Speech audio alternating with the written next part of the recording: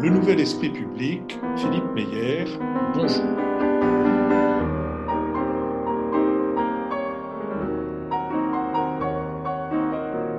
Bonjour, merci de nous avoir rejoints pour cette émission particulière puisque c'est un nouveau Qui t'a fait toi dont l'invité est Michel Perrault. Michel Perrault, bonjour. Bonjour Philippe Meyer. Vous êtes historienne, vous êtes une historienne spécialiste de l'histoire sociale. Vous avez commencé par creuser le sillon de l'histoire du mouvement ouvrier. Vous avez publié sur les conditions ouvrières de la monarchie de Juillet. Vous avez fait une thèse sur les grèves ouvrières du 19e siècle. Et vous êtes aussi l'historienne qui a ouvert, avec des difficultés que vous nous raconterez, j'imagine, mais qui a ouvert à deux battants un nouveau chapitre de l'histoire sociale et de l'histoire politique, peut-être faut-il dire aussi, qui est celui de l'histoire des femmes. Michel Perrault, je vous remercie d'avoir accepté mon invitation. Merci de m'avoir invité. Je suis très heureux d'avoir avec vous l'occasion d'évoquer toutes celles et tous ceux avec qui vous vous êtes construit, vous avez construit votre œuvre, mais j'aimerais d'abord vous interroger sur un morceau d'histoire qui a disparu, ou plutôt qui a tellement changé qu'il est difficile, je crois, de le reconnaître, c'est le Paris de votre enfance. Le Paris de votre enfance, il est sur la rive droite, un tout petit peu au nord des Halles, entre les Halles et l'ancienne Cour des Miracles, si je puis dire, entre les Halles et le Sentier, là où est aujourd'hui une bonne partie de la nouvelle bourgeoisie autour de la rue Montorgueil.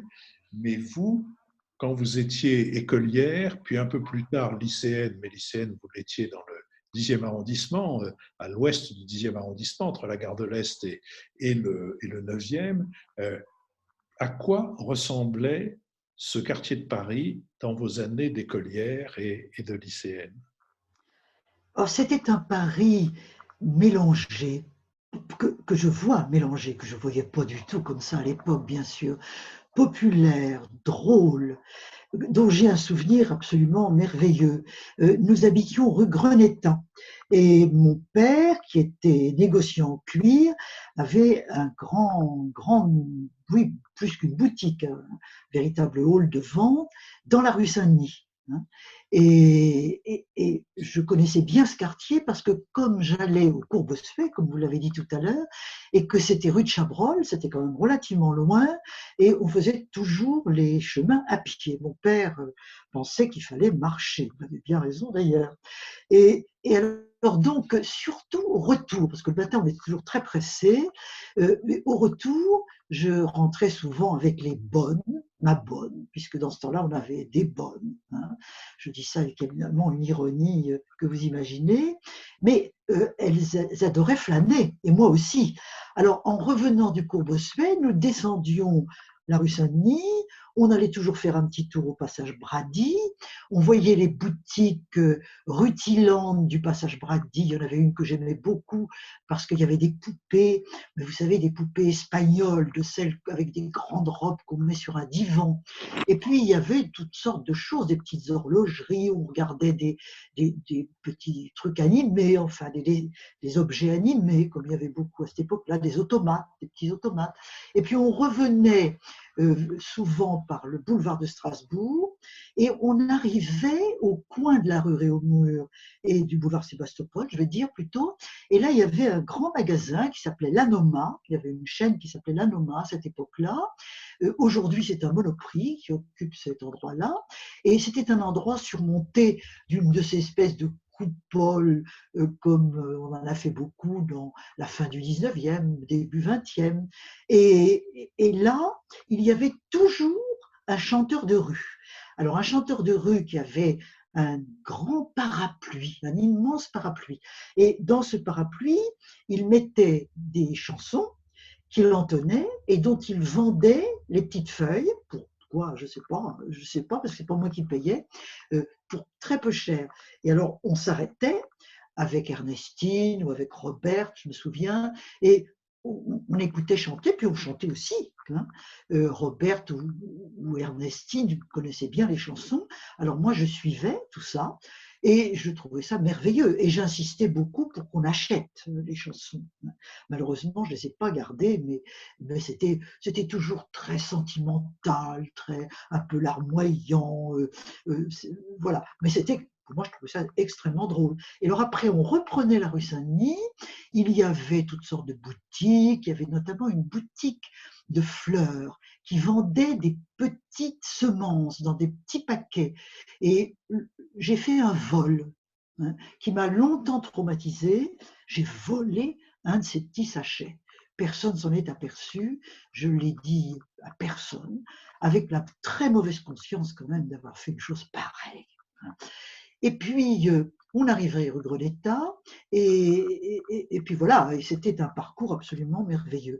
Et c'était, dans mon souvenir, les rues sont sombres. Il n'y a pas eu de ravalement, toutes ces rues sont noires quand même, noires. Mais il y a beaucoup de monde. Les gens s'interpellent. Il y a ces chansons.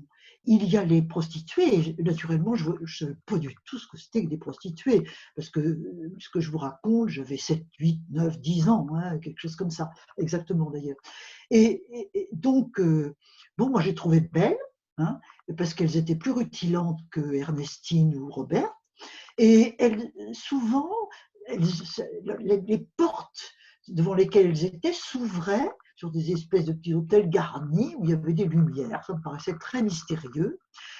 Beaucoup plus tard, mais alors là, beaucoup plus tard, quand mes parents ont quitté ce quartier, pour Montmorency, qui était vraiment un autre monde, vraiment, un jour, je venais attendre mon père ou ma mère sortant de son magasin, et j'étais au coin de la rue Greneta et de la rue Saint-Denis. Et une de ces dames, je devais avoir 15 ans, quelque chose comme ça, s'approche de moi et me dit « Des nouvelles ?» J'avoue que je n'ai pas su quoi répondre. J'ai pas su quoi répondre, si j'étais nouvelle, peut-être dans la profession, je n'en sais vraiment rien. Voilà, alors ce quartier, je l'ai beaucoup aimé. Je l'ai beaucoup aimé, et c'est là que j'ai vécu le Front populaire. Je n'étais pas très grande au moment du Front populaire, j'avais 8, 7 ans, qu'est-ce que c'est ça, quelque chose comme ça. Mais enfin, on a beaucoup de souvenirs quand même à cette époque-là. Et je me souviens que les ateliers du Sentier, car il y avait dans le quartier toutes sortes de petits ateliers qui débordaient d'ailleurs du Sentier proprement dit. Par exemple, il y en avait un rue Turbigo, je me souviens, et même rue Saint-Denis, il y en avait un aussi, tout près du passage du Grand Cerf.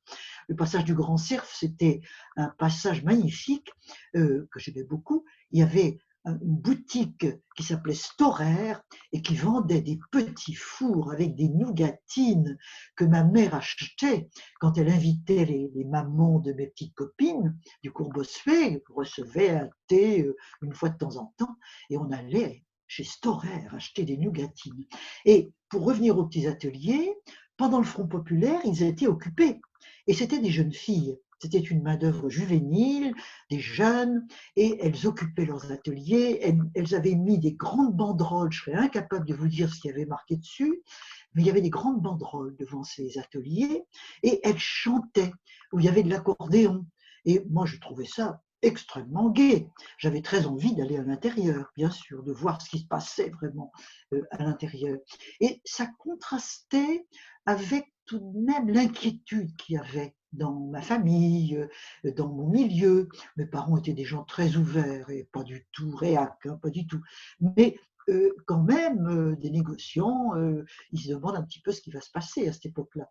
Et moi, je me disais, mais pourquoi? Ça a l'air très drôle, tout ça. Enfin, je pensais ainsi.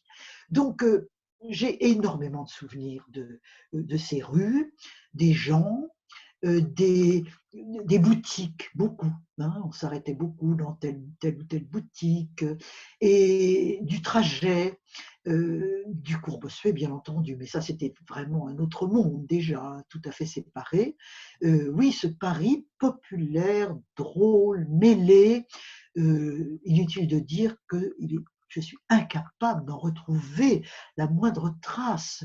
Si l'on songe même que la prison Saint-Lazare, qui jouxtait le cours Bossuet, le cours Bossuet était rue de Chabrol, et il y avait un grand jardin, merveilleux pour l'époque, une grande terrasse qu'on appelait le bitume, et d'où on voyait les ateliers de baccarat. Et en contrebas, on voyait la prison Saint-Lazare. Bien entendu, je l'ai vue par effraction, parce qu'il y avait des fusains qui bordaient le jardin et on ne devait pas y aller. Mais un jour, en jouant à cache-cache, je devais avoir 8 ans, toujours à peu près ces âges-là, je me suis glissée dans les fusains et en contrebas, j'ai vu une cour. Et dans cette cour, il y avait des femmes qui avaient des blouses grises et qui tournaient en rond dans le sens des aiguilles d'une montre autour d'une bonne sœur qui avait une grande cornette. J'ai eu le sentiment d'un monde mais étrange. En fait, c'était les détenus de la prison de Saint-Lazare, car la prison de Saint-Lazare, depuis le 19e siècle, et encore jusque dans les années 1960, je crois, a été la grande prison de femmes. Alors, à l'époque dont je vous parle, c'était plus tellement des détenus, c'était les prostituées. Les prostituées qui étaient contrôlées à cause de la syphilis, et au fond, on disait l'hôpital prison Saint-Lazare.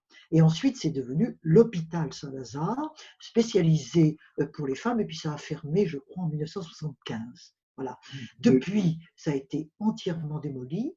Il n'en reste à peu près plus rien, sauf des vestiges à l'intérieur de la médiathèque François Sagan, car c'est aujourd'hui une superbe médiathèque qui lui a succédé, une des plus belles de Paris, qui existe depuis une dizaine d'années, et on a conservé l'infirmerie et la chapelle.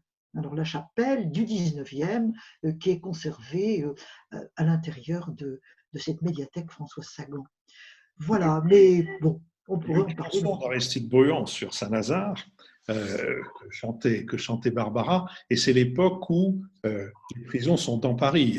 La Petite Roquette, le Cherche-Midi, Saint-Lazare et la Santé à être restés dans Paris.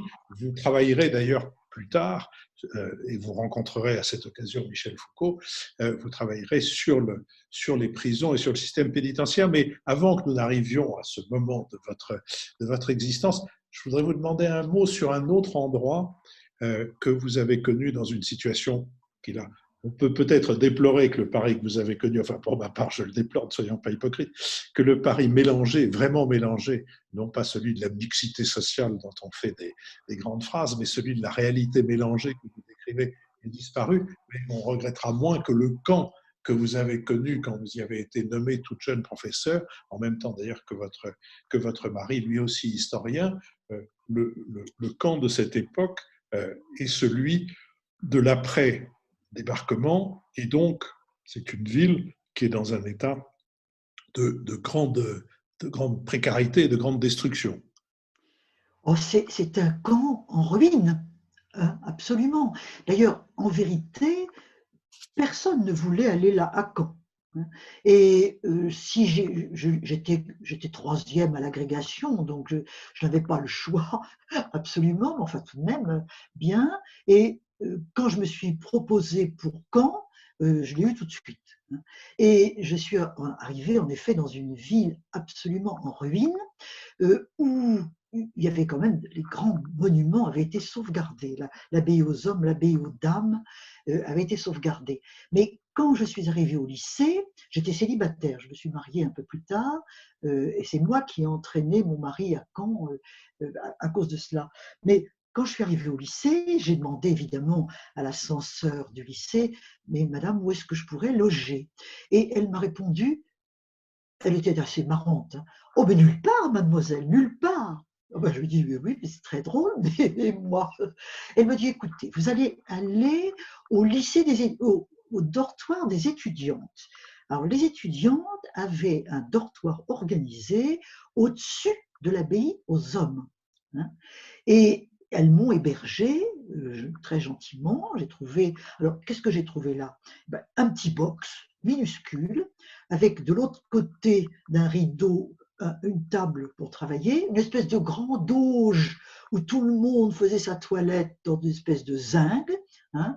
C'était extrêmement sommaire. Mais j'étais très contente de trouver ça. Vous savez, je m'en fichais complètement. J'avais 23, je venais d'avoir 23 ans. J'étais ravie de gagner ma vie, d'être indépendante. Je trouvais tout ça très drôle. Et je me suis au fond beaucoup amusée, vraiment beaucoup amusée. Et je suis restée dans ce dortoir des étudiantes environ 3-4 mois. Et c'est grâce à un ami que j'ai trouvé ensuite une chambre chez une particulière.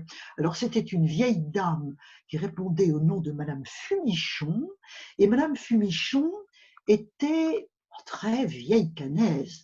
Et quand elle a appris que je connaissais bien un peu plus tard le doyen Michel de Bois, qui est un grand historien du Moyen Âge, mais qui est en même temps un homme qui avait été de l'aristocratie, nationaliste, Action française, qui avait fait de la résistance, qui avait été déporté à Ravensbrück, qui là avait connu les communistes et qui était devenu communiste.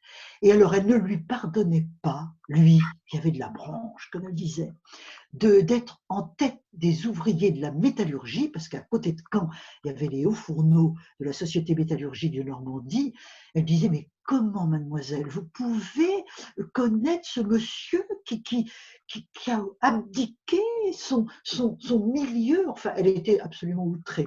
Et d'ailleurs, l'année suivante, elle m'a remerciée. Elle m'a dit, mademoiselle, je ne peux pas vous garder. Heureusement, j'ai trouvé une autre chambre. C'est C'est aussi, vous dire ce qu'était Caen à cette époque-là. alors C'était extraordinaire.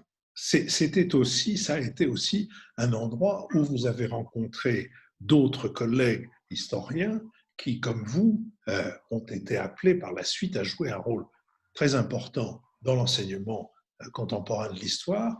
Et c'est à Caen notamment que vous avez rencontré Jacques et Mona Ozouf et, si je ne me trompe pas, aussi Pierre Vidal-Naquet. Absolument, absolument. Il y avait 2 lycées, le lycée de filles Pasteur et le lycée de garçons Malherbe. Il ne faut pas oublier qu'il n'y avait pas de mixité à cette époque-là. Et Jacques Ozouf, que je connaissais par mes études d'histoire, a épousé Mona, qui était philosophe, elle, et ils sont arrivés en 55 à Caen. C'est-à-dire, moi j'étais là depuis 4 ans déjà, je m'étais mariée entre-temps. Et voilà, et nous étions ravis, enfin, j'étais ravie de retrouver Jacques Ozouf et puis Mona, qui est devenue une très grande amie à moi.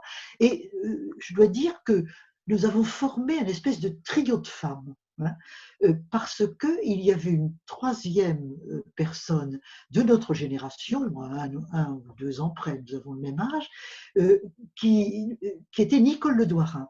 Et Nicole Le Douarin est une grande scientifique, une femme qui aurait pu avoir le Nobel. Tout le monde dit qu'elle est nobélisable ô combien parce qu'elle a travaillé sur l'ADN, hein, et elle a fait des découvertes très importantes dans ce domaine-là, dans tous les courants qui ont été, se sont développés à ce moment-là. C'est à elle que je dois beaucoup. Je dois beaucoup parce que je l'ai beaucoup admirée dans sa recherche. Elle m'a beaucoup inspirée sur la méthode. Et puis, nous continuons à nous voir beaucoup toutes les trois, hein. Nous avons beaucoup de choses à nous dire. Donc, les hommes et les femmes aussi. Et quant à Vidal-Naquet, alors Pierre Vidal-Naquet était assistant à l'université. Et si nous l'avons rencontré, c'est parce qu'il y avait la guerre d'Algérie, il y a eu la guerre d'Algérie, et il a tout de suite été très militant. Et il organisait des réunions dans un café de Caen, je me souviens du premier étage de ce café, et c'est là qu'il nous avait, l'affaire Audin, nous l'avons tout de suite connu par lui. C'est tout de suite lui qui nous a alertés sur l'affaire Audin, sur les tortures en Algérie, et qui nous a en quelque sorte mobilisés. Et nous l'avons été, hein. Nous avons fait tout ce que nous avons pu à l'époque pour distribuer des tracts, faire des tas de choses, éventuellement porter une valise, etc. etc. Enfin, je ne vais pas entrer là-dedans.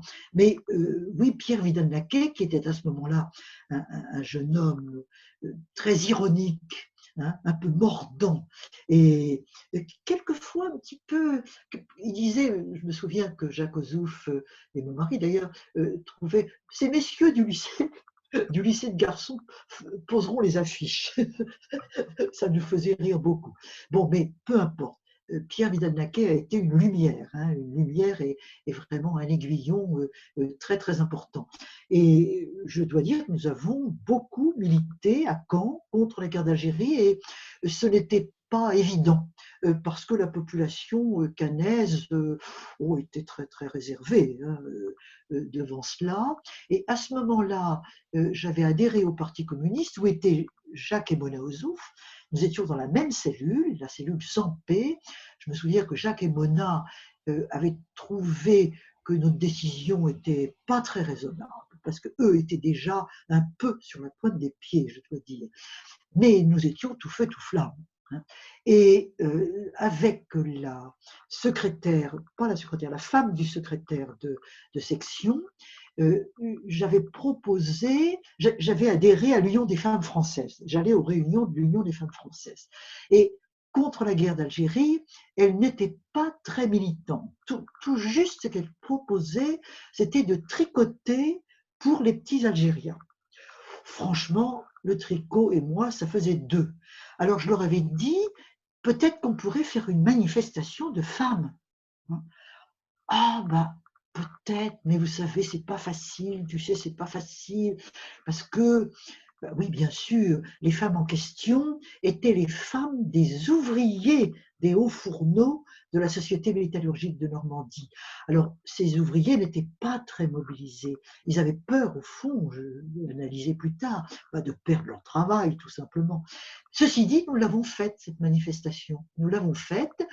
C'était assez étonnant. C'était peut-être 100, 150, vous voyez, ce n'était pas des masses.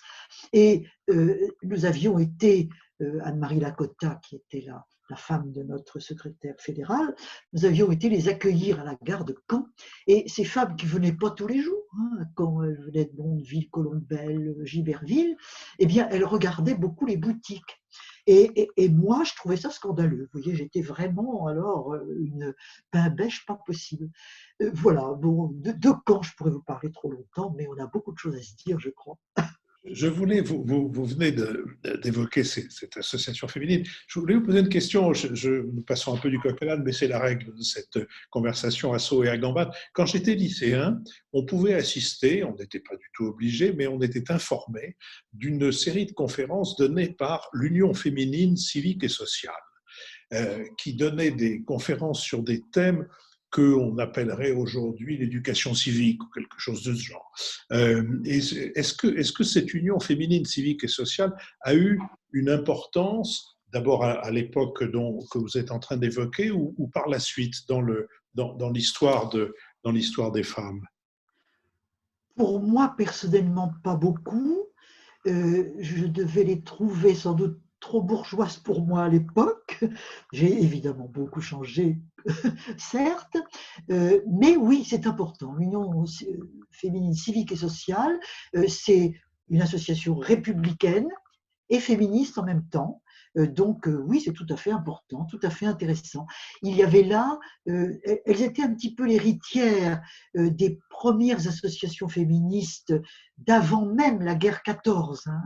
Il y avait tout un courant, souvent assez protestant par ailleurs. Hein. Il y avait beaucoup de protestants et elles ont joué un rôle tout à fait considérable. Elles étaient tout à fait pionnières parce que vous savez, les catholiques, hein, du point de vue du féminisme, étaient souvent un peu retardataires. Et les femmes juives et les femmes protestantes étaient à l'avant-garde. Et je pense, sans en être totalement sûre, qu'elles avaient un rôle important dans l'union féminine civique et sociale. Ouais, écoutez, ça m'avait frappé en tout cas de voir que la tonalité de leur conférence était sensiblement plus engagée dans un sens, je dirais, républicain, dans l'ancien sens du mot républicain. Mais puisqu'on en est au républicain, et puis aussi qu'on a évoqué vous-même comme historienne et les historiennes et historiens que vous avez rencontrés à Caen, peut-être le moment serait-il venu de parler de celui qui est j'allais dire votre père, votre patriarche à tous, et on pourrait ajouter François Furet, on pourrait en ajouter beaucoup d'autres, je veux dire Ernest Labrousse. À quel moment est-ce que vous êtes arrivé dans les eaux d'Ernest Labrousse et comment votre goût, votre idée de l'histoire sociale s'est-elle trouvé accueilli par cet homme de l'histoire économique? Eh bien, c'est la Sorbonne de mes années d'étudiante. Hein. Après le bac, en 47 ou 48, je ne sais plus, quelque chose comme ça, je suis arrivée à la Sorbonne, qui pour moi a été un lieu merveilleux, parce que je venais d'un cours privé, religieux, etc. Enfin, on va pas revenir là-dessus. Et pour moi, la Sorbonne, c'était la liberté d'aller, venir, penser, discuter, etc., etc. Et il y avait deux grands professeurs, Renouvin et Labrousse. Et à la vérité, je dois vous dire que je les trouvais tous très bons, hein, parce qu'ils avaient un niveau évidemment très supérieur à celui de mes bonnes sœurs du cours Bossuet. Et je les admirais beaucoup, mais j'allais surtout au cours de Renouvin et de Labrousse. Mais Labrousse m'a emballée. D'abord, il parlait bien, il avait une espèce d'éloquence un peu parlementaire, d'ailleurs, on dirait maintenant, mais qui était vivante, hein, tout à fait. Et puis surtout, il abordait des sujets qui me tenaient à cœur, parce que j'étais en cours d'évolution d'un christianisme un peu mystique, un christianisme social, etc. Et lui parlait de ça. Hein. Les cours de Labrousse, d'abord sur la paysannerie en France au XIXe siècle, et sur le mouvement ouvrier et idées sociales en France et en Angleterre au XIXe siècle. Ça a été un très grand cours de Labrousse, qui a d'ailleurs eu un très grand succès, et c'est là que j'ai fait la connaissance de Owen, Saint-Simon, Cabet, enfin Fourier et les autres, et du mouvement ouvrier. Et c'était magnifique, ça me plaisait beaucoup. Et ça correspondait tout à fait à l'atmosphère politique qu'il y avait à la Sorbonne à cette époque-là, où il y avait d'un côté les catholiques, les talas, ceux qui vont à la messe, dont j'étais à l'époque encore, et les communistes. Et je dois vous dire que les jeunes étudiants communistes, il y avait Ozouf, il y avait pas Furet à ce moment-là, il y avait Déon, il y avait Jean-Nicolas, enfin bon, et quantité d'autres, je les trouvais formidables. D'abord, ils étaient beaux, je trouvais tous qu'ils ressemblaient tous à Gérard Philippe, à mon avis, c'était le type de l'époque. Et puis, il y avait Annie Kriegel aussi. Et Annie Kriegel m'a fascinée, absolument, hein, parce qu'elle avait quelques années de plus que moi, elle préparait l'agrégation, elle avait un beau regard bleu qui me plaisait beaucoup, et elle montait sur la table, je me souviens, dans le groupe des étudiants d'histoire, et elle était communiste, très, très ardente, et elle nous harcelait beaucoup pour qu'on milite beaucoup. Alors, Labrousse, l'histoire économique et sociale, il en a été le créateur. Il venait de l'économie, du droit, il avait été juriste et il avait fait de l'économie. Il n'y avait même pas d'agrégation d'économie à cette époque-là. Alors, il avait fait de l'histoire, une agrégation d'histoire. Et c'est comme ça qu'il était devenu professeur à la Sorbonne, avec les fameuses thèses sur les origines de la Révolution française, qui a été vraiment, où il a montré comment il y avait des racines économiques et sociales à la Révolution. Et il nous parlait de crise, il nous parlait de croissance, il nous parlait de statistiques. Il disait que l'histoire serait quantitative ou qu'elle ne serait pas, formule que le roi Ladurie avait tout à fait repris à son compte. Et il disait, l'histoire, ça n'est pas de la littérature, ça doit être sérieux, ça doit être solide, il ne faut pas dire un peu, il faut compter. Il faut savoir, il faut aller voir des séries d'archives. Il ne faut pas voir un dossier, il faut en voir des centaines. Et c'est comme ça que vous pourrez faire des courbes. Vous ferez des courbes de prix, vous ferez des courbes de salaire, vous comparerez les unes avec les autres, vous calculerez des coefficients de corrélation. Et à ce moment-là, vous pourrez faire de l'histoire sérieuse. Alors, comme on avait l'esprit de sérieux, moi je l'avais beaucoup, eh ben, on était fascinés et on trouvait ça formidable. Il faut dire aussi que par ailleurs, Labrousse était de l'école des Annales, hein, et cette école des Annales, c'est lui qui l'a introduite à la Sorbonne. Marc Bloch, Lucien Febvre, c'est par lui qu'on en a entendu parler. Donc il y avait au fond deux Sorbonnes. Il y avait une Sorbonne traditionnelle, assez conventionnelle, avec ses charmes, hein, avec des professeurs très érudits, un petit peu ennuyeux, mais quand même assez intéressants. Et puis, il y avait, Renouvel, j'ai parlé, mais ça c'était autre chose, et il y avait tout le courant, la brousse qui jouxtait l'école des Annales. Voilà, c'est comme ça que j'ai été séduite véritablement par la brousse. J'ai donc fait une maîtrise, on disait un diplôme à cette époque-là, avec lui, sur les grèves à l'époque de la monarchie de Juillet, qui lui avait beaucoup plu. Il me disait, oh, mademoiselle, il ne faut pas me laisser tomber avec mes grèves, hein, il ne faut pas me laisser tomber. Et très gentiment, alors que je ne pensais pas du tout faire de la recherche, il m'a relancé. Au moment des vœux, je lui ai envoyé mes vœux, il me disait, et alors mademoiselle, est-ce que vous pensez à une thèse? Voilà. Et je dois dire que je dois beaucoup à cet homme, hein, je dois beaucoup. Et donc, j'ai fait par la suite une thèse avec lui sur les grèves ouvrières au 19e, enfin peu importe, et j'ai même été son assistant. Il avait un institut de recherche qui s'appelait l'Institut Marc Bloch. Il avait pris la succession de Marc Bloch, petite parenthèse tout de même, pour dire que on prononçait le nom de Marc Bloch, mais on n'en parlait pas. Et il a fallu bien du quelque temps pour que j'apprenne que ce qu'avait été Marc Bloch. Je le connaissais surtout comme le fondateur des Annales avec Fèvre, mais je ne connaissais pas son rôle dans la résistance et le fait qu'il avait été fusillé par les nazis. Voilà, c'est tout à fait étonnant, mais c'est comme ça. Et donc, j'ai été son assistant entre 61 et 67, date à laquelle il a pris sa retraite. Pierre Vilar lui a succédé, je suis restée à la Sorbonne jusqu'en 69 comme assistant. Donc, j'ai bien connu la brousse. Est-ce qu'il ne faut pas dire, à ce moment de notre conversation à propos d'Ernest Labrousse, que c'était aussi un homme très engagé, qui avait dans sa famille une tradition républicaine à l'époque où la République n'était pas une chose assurée, et qui lui-même a été très à gauche, puisqu'il a été au Parti communiste, il est parti, il en est revenu, et j'ai découvert qu'il avait, en 1910, qu'il avait pris qu'il a animé une revue qui n'a eu qu'un seul exemplaire, qui s'appelait sauf erreur, je ne retrouve plus son nom, mais peu importe, et dans laquelle c'est un bulletin trimestriel, et dans laquelle il y avait en exergue cette phrase: quand le pauvre n'aura plus rien à manger, il mangera le riche. Oui, oui, absolument. Labrousse parlait très peu de ses opinions personnelles du point de vue politique et de son itinéraire. On l'a appris par ailleurs, mais je sais pas, je crois qu'il y avait une espèce de pudeur, il ne voulait pas nous influencer, peut-être, enfin j'en sais rien.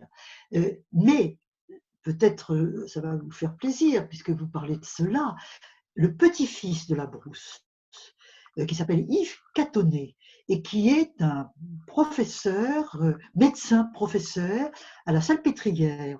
Il va prendre sa retraite incessamment, il s'entendait très bien avec son grand-père, et il a décidé d'écrire la vie de son grand-père, car il a des archives.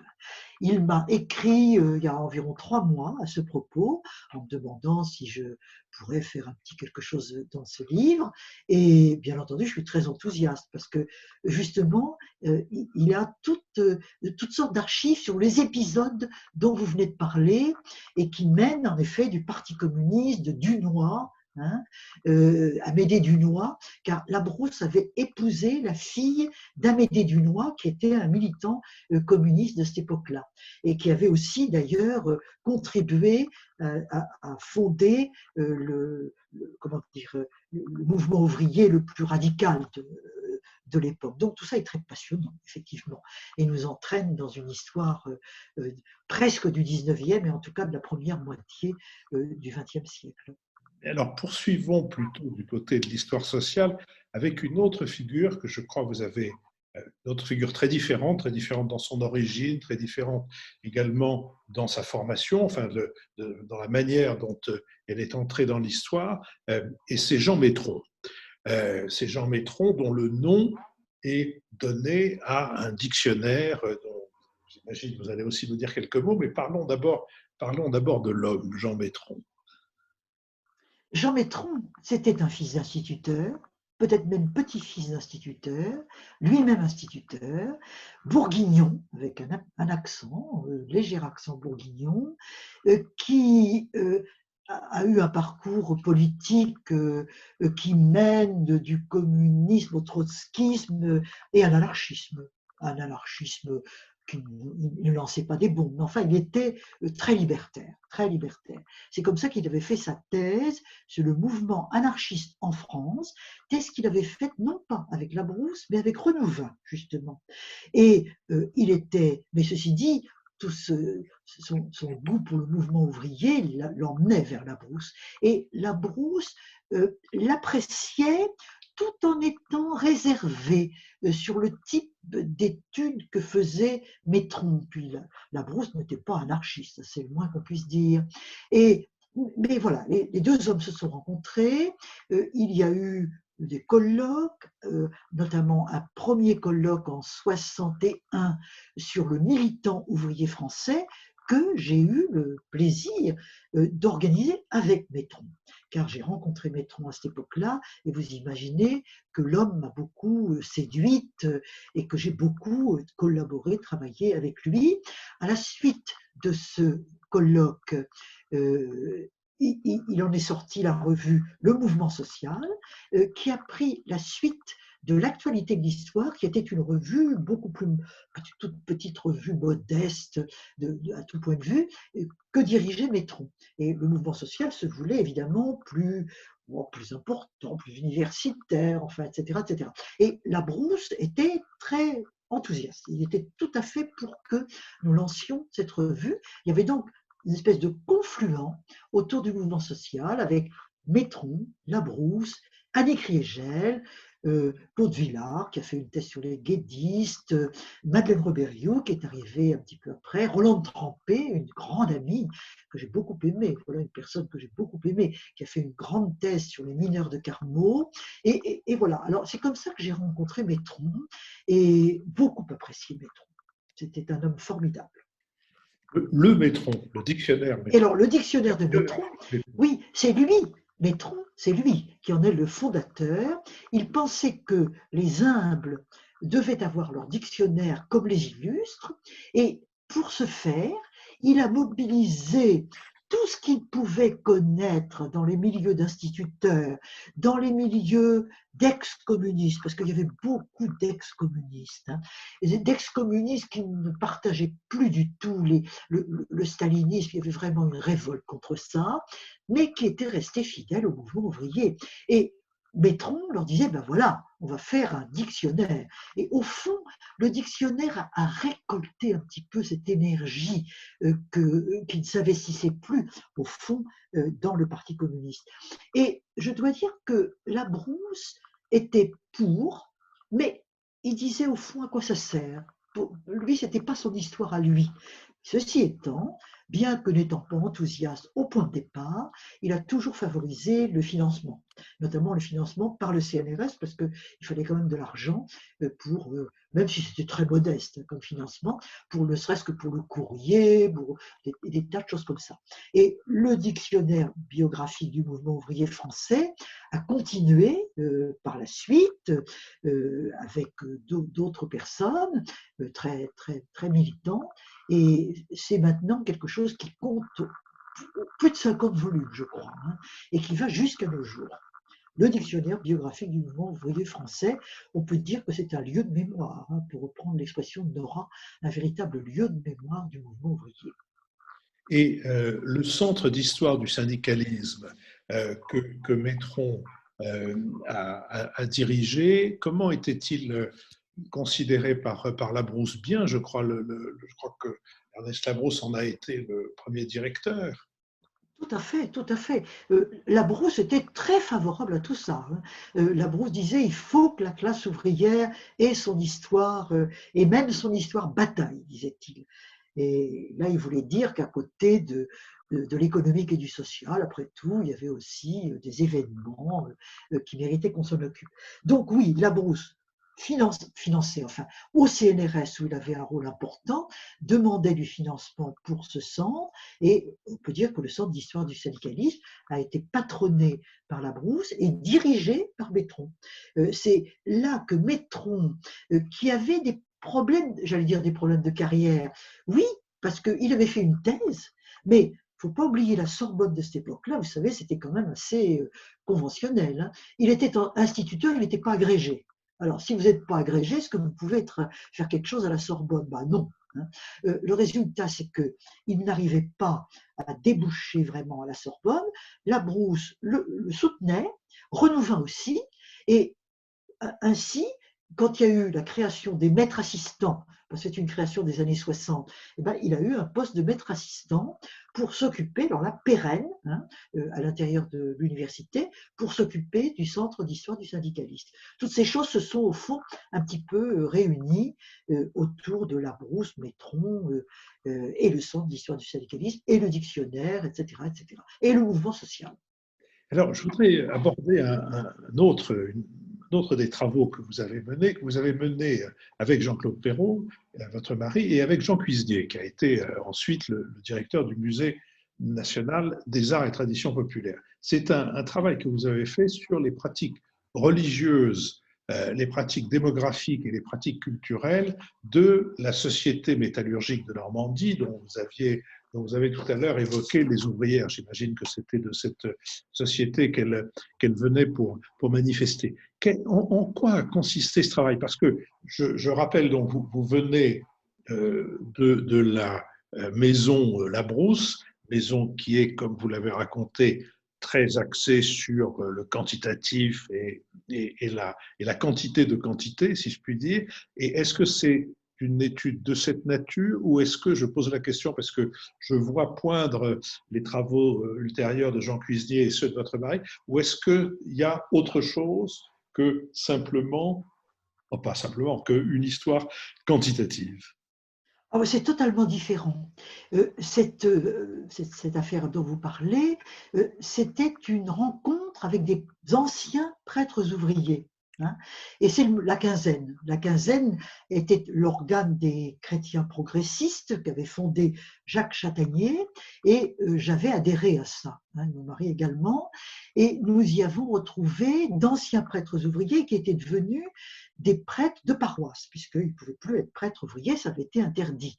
D'ailleurs, ça avait été un grand sujet de révolte pour nous, mais nous aimions beaucoup ces gens-là, et ils nous avaient demandé de les aider à mieux connaître.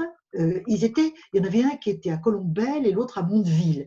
Mondeville, Colombelles, Giberville, c'était les trois communes où étaient implantés les hauts fourneaux, car c'était des hauts fourneaux de la Société métallurgique de Normandie, laquelle dépendait du groupe Schneider. Alors, il s'agissait plutôt de faire de la démographie historique au fond, d'aller voir les registres d'état civil, de voir les mariages, l'âge au mariage, le nombre d'enfants. On a fait tout un travail là-dessus. Et puis, nous étions allés également dans les bibliothèques municipales pour voir quels étaient les livres que les ouvriers empruntaient. Hein, et c'était surtout leurs femmes, en réalité. Nous avons constaté à ce moment-là que c'était les femmes qui empruntaient les livres et qu'elles étaient des grandes. Elles demandaient du délit et évidemment des romans que nous appelions à l'eau de rose à l'époque, hein, sentimentaux, etc., etc. Mais c'était tout à fait intéressant. Hein. Et puis nous avions également, au lycée, Jean-Claude avait comme élève le directeur des hauts-fourneaux s'appelait Roux, et il avait un garçon, une fille, même plusieurs enfants, et Jean-Claude Perrault avait son garçon au lycée, moi j'avais la fille, Odile Roux, qui ensuite, sous le nom d'Odile Rudel, a fait des études politiques très importantes à Sciences Po, enfin peu importe. Et nous étions donc bien avec également le directeur des hauts-fourneaux. Donc il nous avait ouvert les archives de la SMN de Caen, et nous avions fait alors là une étude plus quantitative, plus labroussienne, si vous voulez. Et nous avions fait des tas de choses, et Jean Cuisinier a un temps participé à ça, puis alors après, il a été happé par sa propre carrière. Il n'a pas tout de suite été directeur de musée des arts et des traditions populaires, mais il a travaillé plutôt en anthropologie. Voilà, alors nous avons fait un certain nombre de choses comme ça, c'était extrêmement intéressant. Nous n'en avons jamais rien tiré. Et je me souviens que Henri Lefebvre avait eu vent de cette recherche que nous faisions et nous avait dit… Dire un mot d'Henri Lefebvre. Il faut qu'on dise un mot d'Henri Lefebvre parce que je crains que son nom est un peu disparu c'est un personnage tout à fait particulier qui a été lié aux situationnistes quand il était à Strasbourg, qui a été un communiste tout à fait ardent. Mais dites vous-même comment vous voyez Henri Lefebvre et comment vous le qualifieriez. Alors je l'ai très peu connu personnellement. Hein. Il y a plutôt une médiation entre Henri Lefebvre et nous. Je le voyais comme un sociologue d'avant-garde. Hein. Peut-être un peu sectaire, enfin je ne sais plus. À la vérité, je crains d'être infidèle sur Henri Lefebvre, mais je me souviens que nous avions été très flattés, on peut dire, hein, que nous qui étions d'obscurs, alors vraiment d'obscurs tâcherons, quelqu'un comme Henri Lefebvre qui était quand même considérable. Hein, et il était toujours entouré d'un essaim de femmes, je me souviens, dans les réunions où je l'ai quand même vu, il y avait toujours des admiratrices qui étaient autour de lui. Et voilà, mais je ne peux malheureusement pas vous en dire beaucoup plus. Son œuvre est importante, son œuvre est intéressante. Oui, Assurément. de lui, il avait publié notamment une sociologie de la vie quotidienne Voilà. qui avait fait un peu, je dirais, enfin, oui, une espèce de scandale intellectuel. Qu'est-ce que c'est que ça, la vie quotidienne, et qu'est-ce que c'est que la sociologie de la vie quotidienne? J'y pense parce que j'imagine que vous avez dû vous heurter à des objections semblables dans la suite de votre travail euh, sur les femmes. Mais donc, ce travail sur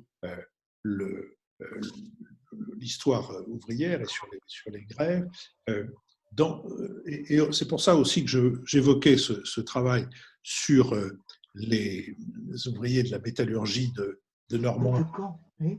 de Caen. C'est dans votre thèse, euh, vous évoquez un certain nombre de problèmes du mouvement ouvrier ou de la classe ouvrière, et notamment, comment dire, aujourd'hui on dirait la xénophobie, mais enfin disons que le, le, le peu d'ouverture vers les autres et la violence.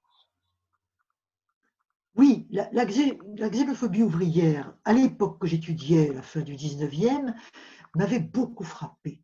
Il y a eu, dans les années 1880-82 surtout, ce qu'on appelait la Grande Dépression. Hein. Des grandes dépressions, il y en a eu beaucoup. Alors, mais on disait encore la Grande Dépression, qui avait eu des effets économiques et sociaux terribles. Et il y avait un chômage considérable, et les ouvriers français revendiquaient le travail français pour les ouvriers français. Et ils cassaient la gueule, il faut bien le dire, aux ouvriers belges et surtout aux ouvriers italiens qui étaient les deux. Les Espagnols, il n'y en avait pas encore beaucoup, mais c'était les Belges et les Italiens qui étaient extrêmement importants. Et il y a eu toutes sortes d'émeutes dans ces années-là contre ces ouvriers étrangers. Et je dois dire que ça m'avait en effet beaucoup frappé, dans ma naïveté, peut-être probablement choqué aussi. Mais il ne faut pas oublier que c'est l'époque du boulangisme, hein, politiquement. Et Oui. le boulangisme, au fond, est un populisme. C'est un populisme nationaliste et qui va vers le monde ouvrier, en effet, séduit le monde ouvrier. Le monde ouvrier a été très séduit par le boulangisme, sur ces mots d'ordre: travail ouvrier pour les ouvriers français, le travail français pour les ouvriers français, à bas les Italiens, à bas les Belges, dehors, etc. etc. Donc oui, il y a une xénophobie ouvrière, une expérience de xénophobie ouvrière avec une dimension économique, sociale et politique qui, hélas, connaît un grand avenir, hein, en effet, mais qui est politiquement, en effet, très intéressante. Vous avez parlé tout à l'heure, on a parlé de la métallurgie de Caen, vous avez évoqué Schneider, le métallurgiste des métallurgistes, si je puis dire, enfin qu'il l'était, tout ce temps-là n'est plus, et vous avez participé à l'écomusée du Creusot, qui est l'endroit où Schneider avait son principal établissement. Quelle a été l'histoire et l'aventure de cet écomusée? Alors, l'écomusée du Creusot a été fondé par quelqu'un que j'ai bien connu, dont le nom m'échappe, il faut le retrouver absolument, hein. Il reviendra. Ne vous inquiétez pas, il reviendra et nous y reviendrons. Oui. Et dans les années 1990, quelque chose comme ça, hein. Et l'idée, c'était, peut-être un petit peu avant, c'était de faire de l'établissement du Creusot, de tous les bâtiments qui avaient été abandonnés par Schneider, notamment le château qu'ils habitaient, d'en faire un écomusée, c'est-à-dire un équivalent des arts et traditions populaires, justement, que le cuisinier avait dirigé et qui était beaucoup plus axé sur la paysannerie, malgré tout le folklore rural. De faire la même chose pour l'industrie et le monde ouvrier, et en s'appuyant sur la municipalité du Creusot, etc. Il y a eu, l'idée c'était de réunir des collections, alors des collections de revues industrielles, de revues sociales, des objets, le plus possible d'objets, pour montrer le travail, alors en commençant par le Creusot, en récoltant tout ce que l'on pouvait trouver comme objet. Et puis d'ailleurs en préservant aussi certaines des installations, comme le marteau pilon du Creusot, qui est quand même un monument tout à fait remarquable, qui a été en effet conservé. Et puis d'organiser des colloques. Alors il y a eu pas mal de colloques, oui c'est même avant les années 80, c'est plutôt à la fin des années 70, 75, 16, 17 par là, hein, sur la mémoire ouvrière, sur le paternalisme. Je me souviens d'un colloque très intéressant sur le paternalisme, sur l'habitat ouvrier, hein, sur la mémoire orale, les chansons, etc. Il y a eu beaucoup de colloques organisés dans ce lieu, auxquels j'ai participé et auxquels participaient les historiens du social, de l'économique, qui étaient très liés au mouvement social. Je pense à quelqu'un comme Patrick Fridanson, qui est un historien de l'industrie. Il a fait une thèse sur les usines Renault, plusieurs livres sur les usines Renault. Tout ce monde-là venait là et retrouvait des acteurs du coin, parce que c'était ça aussi, c'était l'idée des gens qui sont là, qui sont des témoins, dont il faut conserver la mémoire orale le plus possible. Dans les années 70, il y avait évidemment beaucoup de choses conservées. Voilà, puis ça s'est terminé, ça existe toujours, mais ça n'a pas eu, me semble-t-il, je vais avec timidité quand même, ça n'a peut-être pas eu la flamboyance qui avait été envisagée au point de départ. Parce que le fondateur est décédé et il n'y a pas eu de gens de son envergure, car il avait beaucoup d'envergure, pour lui succéder. Mais est-ce que tous ces travaux, les vôtres, ceux de ceux que nous avons nommés à l'occasion de cette conversation, ceux de l'écomusée du Creusot, etc., est-ce que tous ces travaux sont arrivés, j'allais dire, à pénétrer, à dialyser jusqu'aux organisations ouvrières et peut-être même jusqu'à la classe ouvrière, quand il y en avait encore une en tout cas? Localement, oui. Au Creusot, oui. Probablement dans la région aussi, en Saône-et-Loire, etc. Mais localement, hein. Et justement, j'ai toujours été frappée dans ces années-là du peu de contact que nous avions avec les syndicats, hein. Ça ne les intéressait pas beaucoup et je pense que il y avait une certaine suspicion pour ces universitaires qu'on trouvait au fond un peu prétentieux, hein.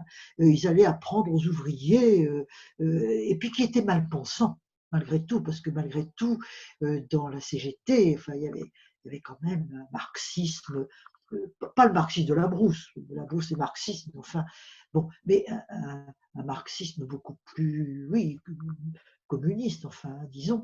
Et c'était tendu, c'était tendu. Il y avait des représentants des syndicats qui étaient dans le comité de rédaction du mouvement social, on les avait inclus. Mais quand ils venaient, c'était toujours un petit peu sur la pointe des pieds. Et au fond, ceux qui ont été beaucoup plus ouverts.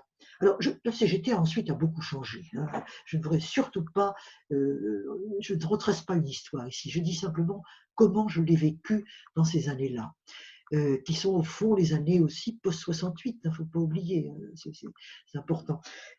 La CFDT était beaucoup plus ouverte et demandeuse d'histoire. Alors là, vraiment, vraiment, quelqu'un comme oui, le secrétaire général de la Edmond CFDT, Maire. Edmond Maire, était très demandeur d'histoire. Et l'histoire des femmes aussi, ensuite, après. Mais ça, c'est beaucoup plus tard. Alors, ça nous mène beaucoup plus loin. Mais il y avait une différence.